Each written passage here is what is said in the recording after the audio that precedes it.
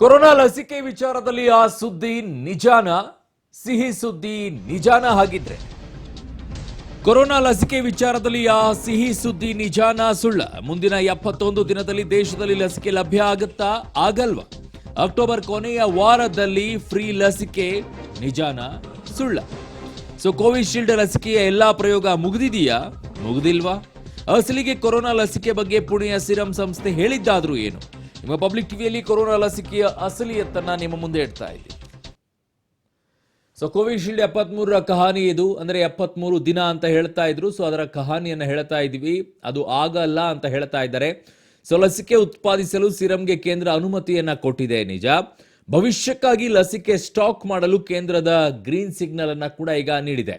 ಲಸಿಕೆ ಉತ್ಪಾದಿಸಲು ಸಿರಂಗೆ ಕೇಂದ್ರ ಸರ್ಕಾರ ಅನುಮತಿಯನ್ನ ಕೊಟ್ಟಿದೆ. ಭವಿಷ್ಯಕ್ಕಾಗಿ ಲಸಿಕೆ ಸ್ಟಾಕ್ ಮಾಡಲು ಕೇಂದ್ರ ಗ್ರೀನ್ ಸಿಗ್ನಲ್ ಅನ್ನು ಕೂಡ ಕೊಟ್ಟಿದೆ. ಕೋವಿಶೀಲ್ಡ್ ಲಸಿಕೆಯ ಎಲ್ಲಾ ಹಂತದ ಕ್ಲಿನಿಕಲ್ ಟ್ರಯಲ್ಸ್ ಕೂಡ ಆಗಬೇಕು. ಎಲ್ಲಾ ಹಂತದಲ್ಲಿ ಆಗಬೇಕು. 1, 2, 3 ಹಂತಗಳಿರುತ್ತೆ, ಅದೆಲ್ಲವೂ ಕೂಡ ಆಗಬೇಕು. ಸದ್ಯ ಕೋವಿಶೀಲ್ಡ್ ಲಸಿಕೆಯ 3ನೇ ಹಂತದ ಪ್ರಯೋಗ ಈಗ ಶುರುವಾಗಿದೆ.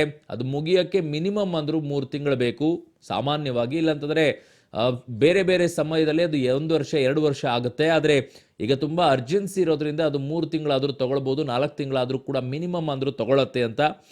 ಶನಿವಾರವಷ್ಟೇ ದೇಶದ 17 ಕಡೆ 106 ಮಂದಿಗೆ ಮೊದಲ ಡೋಸ್ ಅನ್ನ ಕೂಡ ನೀಡಲಾಗಿದೆ. ಇದಾದ 29 ದಿನಗಳ ಬಳಿಕ 2ನೆಯ ಡೋಸ್ ಅನ್ನ ನೀಡಲಾಗುತ್ತೆ. ಹಾಗಾಗಿ ಆ ಸಮಯ ಬೇಕಾಗತ್ತೆ. 2ನೆಯ ಡೋಸ್ ನಂತರದ 15 ದಿನಗಳ ಬಳಿಕ ಫಲಿತಾಂಶ ಗೊತ್ತಾಗತ್ತೆ. ಅಲ್ಲಿಗೆ ಗಮನಿಸ್ಕೊಳ್ಳಿ, 29 ದಿನ ಮತ್ತೆ 15 ದಿನ ಸಮಯ ಅಲ್ಲಿಗಾಗತ್ತೆ.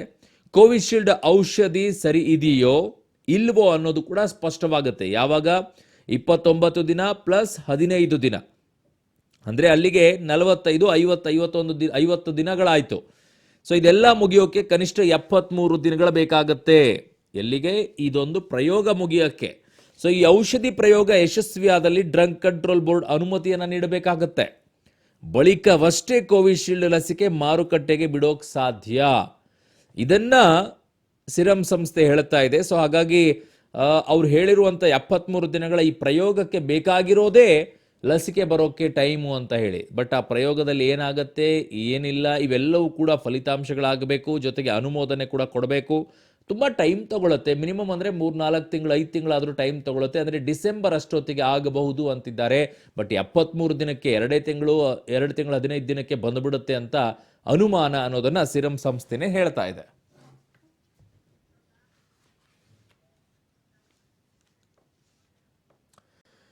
ಕೊರೋನಾಗೆ ಬ್ರೇಕ್ ಹಾಕಲು ರಾಮಬಾಣ ಸಿದ್ಧಗೊಳ್ತಾ ಇದೆ.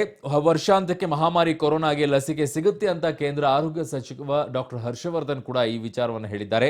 ಸ್ವದೇಶಿ ನಿರ್ಮಿತ ಲಸಿಕೆ ಮೂಲಕ ದೇಶದಲ್ಲಿ ಕೊರೋನಾ ಸೋಂಕನ್ನ ನಿಯಂತ್ರಣ ಮಾಡುವಲ್ಲಿ ಮಹತ್ವದ ಹೆಜ್ಜೆಯನ್ನ ಇರಿಸಿದ್ದೇವೆ. ಈ ವರ್ಷದ ಅಂತ್ಯದ ವೇಳೆಗೆ ಕೊರೋನಾ ಲಸಿಕೆ ಬರುತ್ತೆ ಅಂತ ಹೇಳಿದ್ದಾರೆ.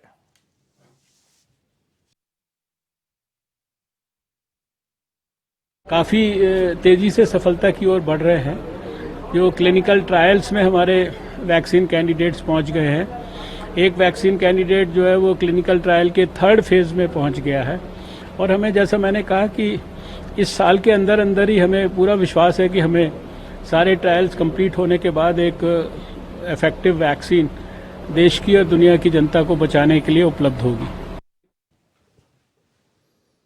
ಓಕೆ, ಅವ್ರು ಹೇಳಿದ್ದನ್ನ ಕೇಳಿಸ್ಕೊಳ್ತಾ ಇದ್ದೀರಾ. ಕೋವಿಶೀಲ್ಡ್ ಲಸಿಕೆಯ ಪ್ರಯೋಗ ಒಂದ್ ಕಡೆಗೆ ಮುಗಿದಿದೆಯಾ ಅನ್ನೋ ಪ್ರಶ್ನೆಗೆ ಅವರೆಲ್ಲ ಕೂಡ ಹೇಳ್ತಾ ಇದ್ದಾರೆ ಅದರ ಪ್ರಯೋಗ ಎಲ್ಲ ನಡೀತಾ ಇದೆ. ಬಟ್ ಒಂದಂತೂ ಅವರು ಸ್ಪಷ್ಟಪಡಿಸ್ತಾ ಇದ್ದಾರೆ, ಈ ವರ್ಷಾಂತ್ಯದ ವೇಳೆಗೆ ಲಸಿಕೆ ಬರಲಿದೆ ಅನ್ನೋ ವಿಚಾರ. ಅಂದ್ರೆ ಡಿಸೆಂಬರ್ ಅಷ್ಟೊತ್ತಿಗೆ ಒಂದಿಷ್ಟು ಸಮಾಧಾನ ಆಗಬಹುದು. ನಮಗೆ ಅಲ್ಲಿಯವರೆಗೂ ಕೂಡ ಕಾಯಬೇಕು. ಲಸಿಕೆ ಸಿಗುತ್ತೆ ಅನ್ನೋ ವಿಚಾರವನ್ನು ಅವರು ಸ್ಪಷ್ಟಪಡಿಸ್ತಾ ಇದ್ದಾರೆ. ಕಾನ್ಫಿಡೆಂಟ್ ಆಗಿದ್ದಾರೆ ಈ ಡಿಸೆಂಬರ್ ಅಷ್ಟೊತ್ತಿಗೆ ಅದೆಲ್ಲವೂ ಕೂಡ ಸಿಗಬಹುದು ಅಂತ. ಇನ್ನು ಈ ವಿಚಾರಕ್ಕೆ ಸಂಬಂಧಪಟ್ಟಂತೆ ಕೋವಿಶೀಲ್ಡ್ ಲಸಿಕೆ 71 ದಿನದಲ್ಲಿ ಲಭ್ಯ ಸಾಧ್ಯನಾ ಅಂತ. ಕೊರೋನಾ ಲಸಿಕೆ ಸಿಗೋಕೆ ಎಷ್ಟು ದಿನ ಬೇಕಾಗಬಹುದು ಹಾಗಿದ್ರೆ? ಕಂಪ್ಲೀಟ್ ಪಿಕ್ಚರ್ ಅನ್ನು ನಿಮ್ಮ ಪಬ್ಲಿಕ್ ಟಿವಿ ನಿಮ್ಮ ಮುಂದೆ ಇಡ್ತಾ ಇದೆ. 73 ದಿನಗಳಲ್ಲಿ Covid vaccine serum Institute of India ಇಂದ ರಿಲೀಸ್ ಆಗುತ್ತೆ ಅಂತ ನಾನು ಈ ವರದಿಯನ್ನು ಪೂರ್ತಿ ಪರಿಶೀಲನೆ ಮಾಡಿದ್ದೀನಿ. ಹಾಗೆ ಸೀರಮ್ ಇನ್ಸ್ಟಿಟ್ಯೂಟ್ ಆಫ್ ಇಂಡಿಯಾನಲ್ಲಿ ನನಗೆ ಗೊತ್ತಿರುವಂಥ ಒಬ್ಬರು ವ್ಯಕ್ತಿಗೆ ಸಹ ಮಾತಾಡಿದ್ದೀನಿ. ಯಾವುದೇ ರೀತಿಯಲ್ಲಿ ಈ ವರದಿ ಸರಿ ಇಲ್ಲ, ಇದು ತಪ್ಪು ವರದಿ. 73 ದಿನಗಳಲ್ಲಿ ವ್ಯಾಕ್ಸಿನ್ ಬಿಡುಗಡೆ ಆಗುತ್ತೆ ಅಂತ ಸಿರಮ್ ಇನ್ಸ್ಟಿಟ್ಯೂಟ್ ಆಫ್ ಇಂಡಿಯಾನವರು ಎಲ್ಲೂ ಹೇಳಿಲ್ಲ. ಒಂದು ಎರಡನೇದು ಫೇಸ್ 2 ಟ್ರಯಲ್ಸ್ ಈಗ ಮುಗ್ದಿದೆ. ಫೇಸ್ 2 ಟ್ರಯಲ್ಸಲ್ಲಿ ಎಫಿಕೆಸಿ ಇನ್ನೂ ಅನಲೈಸ್ ಆಗಿಲ್ಲ ಪೂರ್ತಿ. ಫೇಸ್ 3 ಟ್ರಯಲ್ಸ್ ಸ್ಟಾರ್ಟ್ ಆಗಿದೆ. ಫೇಸ್ 3 ಟ್ರಯಲ್ಸ್ ಸ್ಟಾರ್ಟ್ ಆಗಿರೋದು ಇವಾಗ. ಇನ್ನೂ ಒಂದು 3-4 ತಿಂಗಳು ಅಥವಾ 5-6 ತಿಂಗಳೇ ಫೇಸ್ 3 ಟ್ರಯಲ್ಸ್ ಆಗ್ಬೋದು. ಫೇಸ್ 3 ಟ್ರಯಲ್ಸ್ ಮುಗಿದ ಮೇಲೆ ಅದನ್ನು ಅನಲೈಸ್ ಮಾಡಲಿಕ್ಕೆ ಅಟ್ಲೀಸ್ಟ್ 3-4 ವಾರ ಅಥವಾ ಒಂದೇ ತಿಂಗಳನ್ನ ಬೇಕಾಗ್ಬೋದು ಅಥವಾ ಇನ್ನೂ ಹೆಚ್ಚಿನ ಸಮಯನೇ ಬೇಕಾಗ್ಬೋದು. ಈ ಪರಿಸ್ಥಿತಿನಲ್ಲಿ 73 ದಿನಗಳಲ್ಲಿ ಇದು ಮುಗಿಯುತ್ತೆ ಅಂತ ಹೇಳೋದು ತಪ್ಪು. ಸಿರಮ್ ಇನ್ಸ್ಟಿಟ್ಯೂಟ್ ಆಫ್ ಇಂಡಿಯಾನವರು ಈ ವರದಿನ ಸಹ ನೋಡಿ ಅವರು ಸಹ ಒಂದು ರಿಜಾಯಿಂಡರ್ ಕೊಟ್ಟಿದ್ದಾರೆ. ಇದು ವರದಿ ತಪ್ಪು. ನಮಗೆ ಸರ್ಕಾರದವರು ಫೇಸ್ 2 ಟ್ರಯಲ್ಸ್ ಕ್ಲಿಯರ್ ಆದಮೇಲೆ ವ್ಯಾಕ್ಸಿನ್ ತಯಾರು ಮಾಡಲಿಕ್ಕೆ ಅನುಮತಿ ಕೊಟ್ಟಿದ್ದಾರೆ. ನಾವು ವ್ಯಾಕ್ಸಿನ್ ತಯಾರು ಮಾಡ್ತಾ ಇದ್ದೀವಿ. ಆದರೆ ಕ್ಲಿಯರೆನ್ಸ್ ಕಂಪ್ಲೀಟಾಗಿ ಫೇಸ್ 3 ಟ್ರಯಲ್ಸ್ದು ಬಂದ ಮೇಲೇ ನಾವು ಇದ್ರ ಬಗ್ಗೆ ಯಾವುದೇ ರೀತಿ ಅಫಿಷಿಯಲ್ ಆಗಿ ಮಾಹಿತಿ ಕೊಡಲಿಕ್ಕೆ ಸಾಧ್ಯ. ಇನ್ನು ಬಿಸ್ನೆಸ್ ಲೈನ್ನಲ್ಲಿ ಬಂದಿರುವಂಥದ್ದು ಈ 73 ದಿನದಲ್ಲಿ ಏನಿದೆ ಅಂತ ಹೇಳಿದ್ದಾರೆ ಅದು ತಪ್ಪು ಅಂತ ಹೇಳಿದ್ದಾರೆ. ಇದು ತಮ್ಮೆಲ್ಲರ ಗಮನಕ್ಕೆ ತರ್ತಾ ಇದ್ದೀನಿ. ಯಾಕಂದರೆ ವ್ಯಾಕ್ಸಿನ್ಸ್ ಬರ್ತಾ ಇದೆ, ಇನ್ನು 73 ದಿನದಲ್ಲಿ ಎಲ್ಲ ಸರಿ ಹೋಗುತ್ತೆ ಅಂತ ಅಂದ್ಕೋಬೇಡಿ. ನೀವು ಸಾಧ್ಯವಾದಷ್ಟು ಸೋಷಿಯಲ್ ಡಿಸ್ಟೆನ್ಸಿಂಗ್ ಮೆಷರ್ಸು, ಮಾಸ್ಕ್ ಮತ್ತು 2 ಗಂಟೆಗೆ ಒಂದು ಸಲ ಕೈ ತೊಳ್ಕೊಳ್ಳೋದು, ಸ್ಯಾನಿಟೈಸರ್ನ ಉಪಯೋಗಿಸೋದು, ಇದನ್ನು ದಯಮಾಡಿ ಫಾಲೋ ಮಾಡಿ. ಯಾವುದೇ ಒಂದು ವ್ಯಾಕ್ಸಿನ್ ತಯಾರು ಮಾಡಬೇಕು ಅಂದರೆ ಸ್ಟೇಜ್ 1, 2, 3, 4 ಅಂತ ಇರುತ್ತೆ.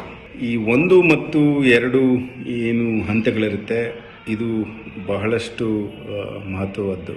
ಇದರಲ್ಲಿ ಸೇಫ್ಟಿ ಪ್ರೂವ್ ಆದಮೇಲೆ ನೆಕ್ಸ್ಟು ಸ್ಟೇಜ್ 3 ಫೇಸ್ 3 ಅಂತ ಏನು ಹೇಳ್ತೀವಿ ಅದಕ್ಕೆ ಹೋಗ್ತೀವಿ. ಅದರಲ್ಲಿ ರ್ಯಾಂಡಮೈಸ್ಡ್ ಕಂಟ್ರೋಲ್ ಅಂದ್ಬಿಟ್ಟು ಒಂದು ಎಕ್ಸ್ಪೆರಿಮೆಂಟ್ ಆಮು, ಇನ್ನೊಂದು ಕಂಟ್ರೋಲ್ ಆಮು, ಎರಡನ್ನು ತಗೊಂಡು ಸೇಫ್ಟಿ, ಎಫಿಕೆಸಿ ಇವೆರಡನ್ನು ನೋಡಬೇಕು. ವ್ಯಾಕ್ಸಿನ್ ಕೆಲಸ ಮಾಡುತ್ತೋ ಇಲ್ವೋ ಅಂತ ನಾವು ಎಷ್ಟು ಮಹತ್ವನ ತಿಳ್ಕೊಳ್ಳೋದು ಅಷ್ಟೇ ಅದರಿಂದ ಏನು ತೊಂದರೆ ಆಗಲ್ಲ ಅನ್ನೋದು ತಿಳ್ಕೊಬೇಕು. ಇದೆಲ್ಲ ಅರ್ಜೆಂಟಲ್ಲಿ ಮಾಡೋವಂಥ ಕೆಲಸ ಅಲ್ಲ, ಎಷ್ಟು ಫಾಸ್ಟಾಗಿ ಆಗುತ್ತೆ ಅನ್ನೋದಲ್ಲ. ಕೆಲವೆಲ್ಲ ವ್ಯಾಕ್ಸಿನ್ ಬೇಕು ಅಂದರೆ ದಶಕಗಳೇ ಕಳೆದಿದೆ, ಅಷ್ಟು ಸ್ಟಡೀಸ್ ಮಾಡಬೇಕಾಗಿದೆ. ಅಂಥದ್ರಲ್ಲಿ ಈ ಕೊರೋನಾಗೋಸ್ಕರ ಬೇಗ ಬೇಕು ಅಂತ ನಾವೇನು ಪ್ರಯತ್ನ ಪಡ್ತಾ ಇದ್ದೀವೋ ಅದು ಮುಂದೆ ಯಾವುದೇ ಅಪಘಾತಗಳಿಗೆ ಎಡೆ ಕೊಡಬಾರ್ದು. ಅದಕ್ಕೋಸ್ಕರ ನಾವು ಭಾಳಷ್ಟು ಹುಷಾರಾಗಿ ಬಹಳಷ್ಟು ಕೇರ್ಫುಲ್ಲಾಗಿ ನೋಡಬೇಕು. 70 ದಿನದಲ್ಲಿ ಬರುತ್ತೆ, 60 ದಿನದಲ್ಲಿ ಬರುತ್ತೆ ಅನ್ನೋದು ನನಗಂತೂ ನಂಬೋದು ಸ್ವಲ್ಪ ಕಷ್ಟ. ಯಾಕಂದರೆ 70 ದಿನದಲ್ಲಿ ನಮಗೆ ವ್ಯಾಕ್ಸಿನ್ ಸಿಗುತ್ತೆ ಅನ್ನೋಂಗಿದ್ರೆ ಇಷ್ಟೊತ್ತಿಗಾಗಲೇ ಆ ವ್ಯಾಕ್ಸಿನ್ ಸ್ಟೇಜ್ 3 ಅಂತ ಏನು ಹೇಳ್ತೀವಿ ಅದನ್ನು ಕಂಪ್ಲೀಟ್ ಮಾಡಬೇಕಿತ್ತು, ಮ್ಯಾನುಫ್ಯಾಕ್ಚರಿಂಗ್ ಸ್ಟಾರ್ಟ್ ಮಾಡಬೇಕಿತ್ತು, ಡಿಸ್ಟ್ರಿಬ್ಯೂಷನ್ ಪ್ಲ್ಯಾನ್ ಬರಬೇಕಿತ್ತು. ಇದೆಲ್ಲ ಇರದಲೇ ಇನ್ನು 60-70 ದಿವಸದಲ್ಲಿ ಬರುತ್ತೆ ಅನ್ನೋದು ಸ್ವಲ್ಪ ಆಂಬಿಷಿಯಸ್ ಪ್ಲ್ಯಾನ್ ಅಂತ ಅನಿಸುತ್ತೆ. ಸೊ ಇದಕ್ಕೆಲ್ಲವೂ ಕೂಡ ಸ್ಪಷ್ಟನೆಯನ್ನು ತಜ್ಞ ವೈದ್ಯರು ಕೂಡ ಕೊಡ್ತಾ ಇದ್ದಾರೆ. ಸೊ ಸಾಧ್ಯನೇ ಇಲ್ಲ 73 ದಿನಕ್ಕೆ ಆಗೋಕೆ, ಅವೆಲ್ಲವೂ ಕೂಡ ಪ್ರೊಸೀಜರ್ ಇದೆ, ಆ ಪ್ರೊಸೀಜರ್ ಮುಗಿಬೇಕು ಅಂತ ಹೇಳಿ. ಹಾಗಿದ್ರೆ ಈಗೊಂದೆಲ್ಲ ಹುಟ್ಕೊಂಡಿದ್ದು ಯಾಕೆ ಅನ್ನೋ ಪ್ರಶ್ನೆ ಸಹಜವಾಗಿ ಕಾಡುತ್ತೆ. ನನ್ನ ಸಹೋದ್ಯೋಗಿ ಲೋಕೇಶ್ ನನ್ನೊಂದಿಗೆ ನೇರ ಸಂಪರ್ಕದಲ್ಲಿದ್ದಾರೆ. ಲೋಕೇಶ್, ಇಷ್ಟೆಲ್ಲ ತಜ್ಞರು ಹೇಳ್ತಾ ಇರಬೇಕಾದ್ರೆ ಹಾಗಿದ್ರೆ 73 ದಿನದಲ್ಲಿ ಲಸಿಕೆ ಬಂದುಬಿಡುತ್ತೆ ಅನ್ನೋ ರೀತಿಯಾಗಿ ಈ ಗೊಂದಲ ಹುಟ್ಕೊಂಡಿದ್ದು ಯಾಕೆ ಹಾಗಿದ್ರೆ ಲೋಕೇಶ್?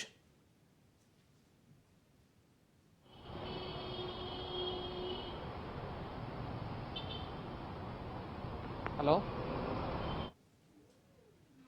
ಓಕೆ, ಸಂಪರ್ಕ ಸಾಧ್ಯ ಆಗಿಲ್ಲ. ಕೊರೋನಾಗೆ ರಾಮಬಾಣ ಸಿದ್ಧ ಅಂತ ಹೇಳ್ತಾ ಇದ್ದಾರೆ. ಇನ್ನೊಂದು ಕಡೆಗೆ ಡಾಕ್ಟರ್ ಹರ್ಷವರ್ಧನ್ ಅವರು ಹೇಳ್ತಾ ಇದ್ದಾರೆ, ಕೇಂದ್ರ ಆರೋಗ್ಯ ಸಚಿವರು, ಅವರು ಡಿಸೆಂಬರ್ ಅಷ್ಟೊತ್ತಿಗೆ ಬರಬಹುದು ಅಂತ ಹೇಳ್ತಾ ಇದ್ದಾರೆ. ಇನ್ನೊಂದು ಕಡೆಗೆ 73 ದಿನದಲ್ಲೇ ಈ ಲಸಿಕೆ ಲಭ್ಯ ಆಗಿಬಿಡಬಹುದು ಅಂತ ಹೇಳ್ತಾ ಇದ್ದಾರೆ. ಬಟ್ ತಜ್ಞರು ಹೇಳ್ತಾ ಇರೋದು, ಜೊತೆಗೆ ಸಿರಮ್ ಸಂಸ್ಥೆನೇ ಹೇಳ್ತಾ ಇರೋದು, ಇಲ್ಲ ಸಾಧ್ಯನೇ ಇಲ್ಲ 73 ದಿನಕ್ಕೆ ಬರೋಕ್ಕೆ ಅಂತ ಹೇಳಿ. ಓಕೆ, ನನ್ನ ಸಹೋದ್ಯೋಗಿ ಲೋಕೇಶ್ನೊಂದಿಗೆ ನೇರ ಸಂಪರ್ಕದಲ್ಲಿದ್ದಾರೆ. ಲೋಕೇಶ್, ಎಲ್ಲವೂ ಕೂಡ ಈಗ ತಜ್ಞರು ಹೇಳ್ತಾ ಇರುವಂತಂದ್ರೆ ಕೇಳಿಸ್ಕೊಳ್ತಾ ಇದ್ರೆ ಯಾವುದು ಕೂಡ ಇಲ್ಲ, 73 ದಿನಕ್ಕೆ ಸಾಧ್ಯನೇ ಇಲ್ಲ ಅಂತ ಹೇಳ್ತಿದ್ದಾರೆ. ಇನ್ನೊಂದು ಕಡೆಗೆ ಡಿಸೆಂಬರ್ಗೆ ಅಂತ ಹೇಳಿ ಹರ್ಷವರ್ಧನ್ ಅವರು ಹೇಳ್ತಾ ಇದ್ದಾರೆ, ಕೇಂದ್ರ ಸಚಿವರು. ಹೀಗಿರಬೇಕಾದ್ರೆ 73 ದಿನ ಅನ್ನೋ ಗೊಂದಲ ಯಾಕೆ ಹುಟ್ಕೊಳ್ತು ಅಂತ?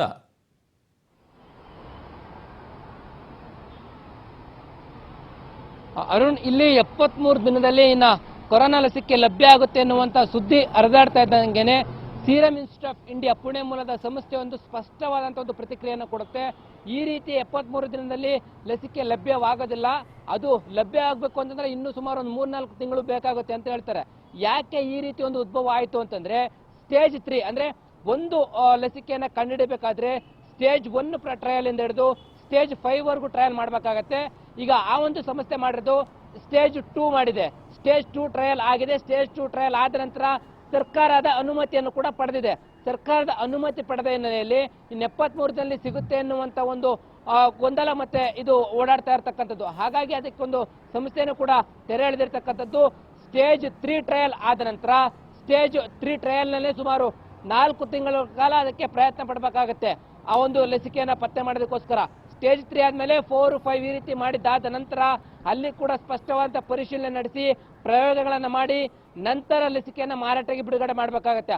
ಆದರೆ ಇಲ್ಲಿ ಗೊಂದಲ ಉಟ್ಕೊಂಡಿರ್ತಕ್ಕಂಥದ್ದು ಸ್ಟೇಜ್ 3 ಆಗೋಯ್ತು, ಕೇವಲ 73 ದಿನದಲ್ಲಿ ಬರುತ್ತೆ ಅಂತ ಸ್ವತಃ ಒಂದು ಬೇರೆ ಬೇರೆ ಸಂಸ್ಥೆಗಳು ಒಂದು ಪ್ರತಿಕ್ರಿಯೆಯನ್ನು ಕೊಡೋದಕ್ಕೆ ಆರಂಭ ಆಯಿತು. ಆದರೆ ಲಸಿಕೆಯನ್ನು ಪತ್ತೆ ಮಾಡ್ತಾ ಇರತಕ್ಕಂತಹ ಸೀರಮ್ ಇನ್ಸ್ಟಿಟ್ಯೂಟ್ ಆಫ್ ಇಂಡಿಯಾ ಪ್ರತಿಕ್ರಿಯೆಯನ್ನು ಯಾರು ಕೂಡ ಪಡೆದಿರಲಿಲ್ಲ. ಹಾಗಾಗಿ ಅದು ಸ್ಪಷ್ಟವಾಗಿ ಉತ್ತರವನ್ನು ಕೊಟ್ಟಿದೆ. ಇನ್ನೂ ಕೂಡ ಆ ಕಾಲಾವಕಾಶ ಬೇಕಾಗಿದೆ. 73 ದಿನದಲ್ಲಿ ಯಾವುದೇ ರೀತಿಯ ಲಸಿಕೆ ಬರೋದಕ್ಕೆ ಸಾಧ್ಯ ಇಲ್ಲ ಎನ್ನುವಂಥದ್ದು. ಸ್ಟೇಜ್ 3ನಲ್ಲಿ ಒಂದು 4-5 ತಿಂಗಳು ಬೇಕಾಗುತ್ತೆ ಅಂತಂದ್ರೆ ಸುಮಾರು ಮಾರ್ಚ್ ಅಂತಕ್ಕೆ ಏನಾದರೂ ಲಸಿಕೆ ಸಿಗಬಹುದಾ ಎನ್ನುವಂಥದ್ದು. ಒಂದು ಲಸಿಕೆಯನ್ನು ಪತ್ತೆ ಮಾಡಬೇಕಾದ್ರೆ ಸುಮಾರು ವರ್ಷಗಳೇ ಆಗಿದೆ. ಹಾಗಾಗಿ 7-8 ತಿಂಗಳಿಗೆ 73 ದಿನಕ್ಕೆ ಏನಾದರೂ ಲಸಿಕೆ ಬರೋ ಆಗಿದ್ರೆ ಇಷ್ಟೊಂದಾಗಲೇ ಕೊರೋನಾ ಆರಂಭ ಆದಾಗಿನಿಂದಲೇ ಪತ್ತೆ ಮಾಡಿಬಿಟ್ಟು ಅದನ್ನ ಕಂಟ್ರೋಲ್ ಮಾಡೋದಕ್ಕೆ ಪ್ರಯತ್ನ ಮಾಡ್ತಾ ಇದ್ರು. ಈಗಾಗಲೇ ಬೇರೆ ಬೇರೆ ದೇಶಗಳಲ್ಲೂ ಕೂಡ ಈ ಒಂದು ಲಸಿಕೆಯನ್ನು ಪತ್ತೆ ಮಾಡೋದಕ್ಕೆ ಮುಂದಾಗ್ತಾ ಇದ್ದಾರೆ. ಅಲ್ಲಿ ಕೂಡ 73 ದಿನಗಳಲ್ಲಿ ಯಾವುದೇ ರೀತಿಯ ಲಸಿಕೆ ಪತ್ತೆ ಆಗಿಲ್ಲ. ಹಾಗಾಗಿ ಇದೆಲ್ಲವೂ ಸುಳ್ಳು ಅಂತ ತಜ್ಞರು ಕೂಡ ಮತ್ತೆ ತಜ್ಞ ವೈದ್ಯರು ಕೂಡ ಹೇಳ್ತಾ ಇರ್ತಕ್ಕಂಥದ್ದು. 73 ದಿನದಲ್ಲಿ ಯಾವುದೇ ರೀತಿಯ ಲಸಿಕೆ ಸಿಗೋದಿಲ್ಲ. ಅದಕ್ಕೆ ಇನ್ನೂ 3-4 ತಿಂಗಳು ಟ್ರಯಲ್ ಆಗಬೇಕಾಗಿದೆ. ಟ್ರಯಲ್ ಆದ ನಂತರ ಕೂಡ 1 ತಿಂಗಳ ಕಾಲಾವಕಾಶ ತೆಗೆದುಕೊಂಡು ಎಲ್ಲಾ ಪ್ರಯೋಗಗಳನ್ನ ಮುಗಿಸಿ ನಂತರ ಲಸಿಕೆ ಲಭ್ಯ ಆಗಬಹುದು. ಈ ಒಟ್ಟಾರೆ ಈ ಒಂದು ಸುದ್ದಿ ವದಂತಿ ಅನ್ನುವಂಥದ್ದು ಗೊತ್ತಾಗಿದೆ. ಅರುಣ್. ಓಕೆ ಲೋಕೇಶ್, ನಿಮ್ಮೆಲ್ಲ ಮಾಹಿತಿಗೆ ಧನ್ಯವಾದಗಳು.